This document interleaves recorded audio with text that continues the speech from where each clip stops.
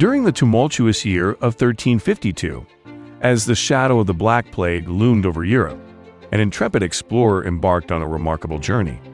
Drawn by the tantalizing tales of a legendary city adorned with endless gold, this adventurer was captivated by the grandiose proclamations of its ruler, a reputation that had been meticulously cultivated decades prior.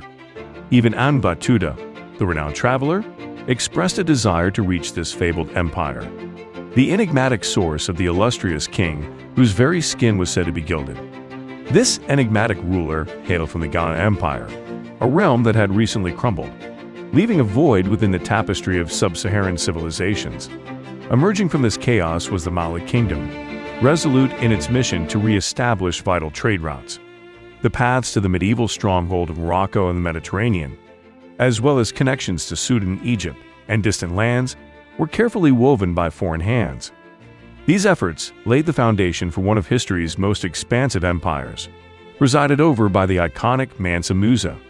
In the years leading up to his pivotal pilgrimage to Mecca, Mansa Musa had astounded the world, revealing the astounding wealth of the African Mali Kingdom.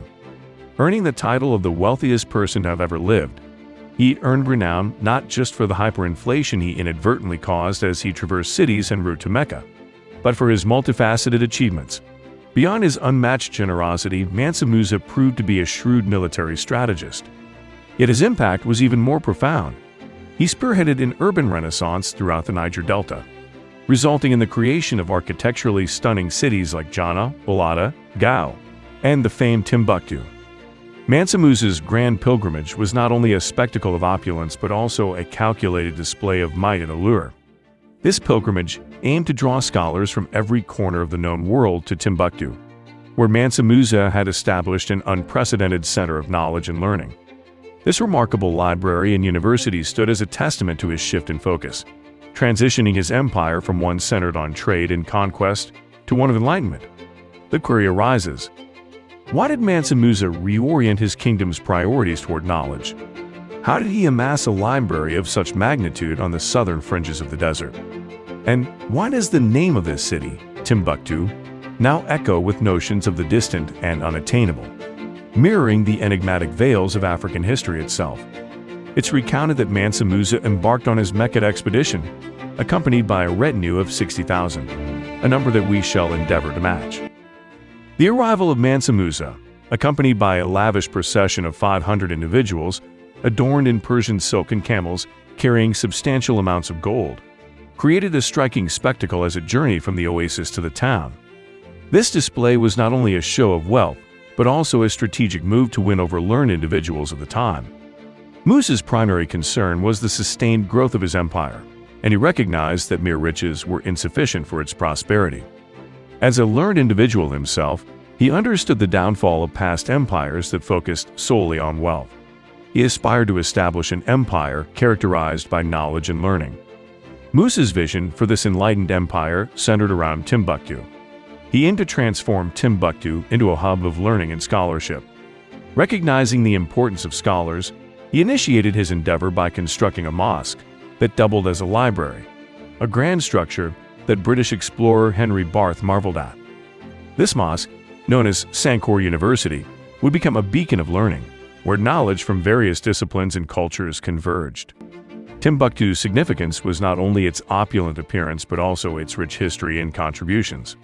The city's legacy dates back to ancient times, with artifacts discovered by French archaeologists indicating a long human presence in the area, even after the Sahara's desertification. Timbuktu's ceramic settlement record demonstrated sustained social development, making it one of the most chronologically complete ancient cities. By the 15th century, Timbuktu had grown to host over 150 schools, with well-structured curriculums spanning various fields of study. The city eventually accommodated 25,000 students and scholars, creating a melting pot of ideas from around the world. Sankore University, which began as a mosque, surpassed all other learning centers globally in terms of its level of scholarship. It boasted an extensive collection of manuscripts, numbering around 700,000, which eclipsed even the renowned Library of Alexandria. Timbuktu scholars were not only recorders of their empire's history but also dedicated chroniclers of the cultures and histories of African societies they interacted with. The manuscripts they produced touched on a range of subjects, including medical sciences. Notably, these texts included advanced medical practices, such as urine sample collection for disease diagnosis, showcasing their remarkable sophistication. Furthermore, Timbuktu scholars delved into astronomy and mathematics, with manuscripts predating the works of Galileo and Copernicus. These manuscripts demonstrated an understanding of celestial bodies' spherical shapes and calculated their precise movements. Arithmetic wasn't confined to scholars. It permeated the lives of ordinary people, aiding in familial calculations and preventing conflicts over inheritance. Timbuktu's manuscripts weren't solely scientific. They encompassed esoteric subjects like spells, incantations, astrology, fortune-telling, and even relationship advice. This holistic approach to knowledge reflected the city's inclusive traditions, potentially rooted in the legacy of the ancient Nubian Kemet civilization, where gender equality was notable.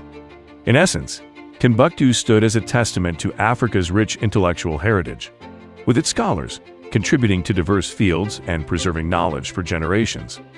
The manuscripts, held in private libraries, have endured through time, providing a window into this history.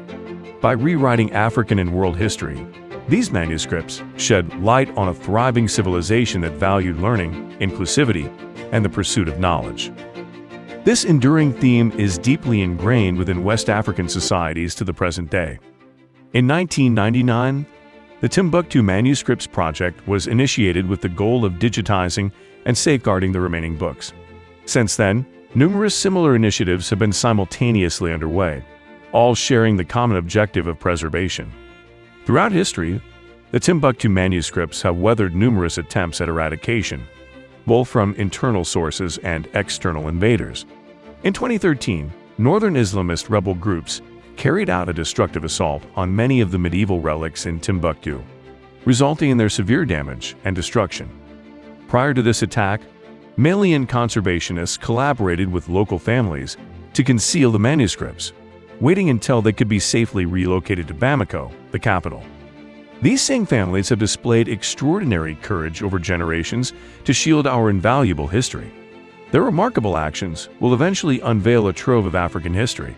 As Dr. Abdul Kader Haidara, a librarian deeply engaged in manuscript preservation and interpretation, aptly expresses, they are at the heart of Mali's heritage, embodying a long-standing legacy of scholarly knowledge in Africa. Thanks to the relentless efforts of individuals like Dr. Abdul Kader Haidara, over 400,000 manuscripts have been rescued, with 40,000 of them undergoing digitization and now accessible through the Google Arts and Culture Project. While the descendants of Kemet might have lost Alexandria, they have managed to retain a substantial portion of their knowledge in Timbuktu. The responsibility now falls upon us to sustain and extend these endeavors. Don't miss out on this incredible journey of exploration and revelation. If you're as fascinated as we are, make sure to like, subscribe, and hit that notification bell so you never miss an update on the captivating findings of this remarkable ancient library. Thanks for watching.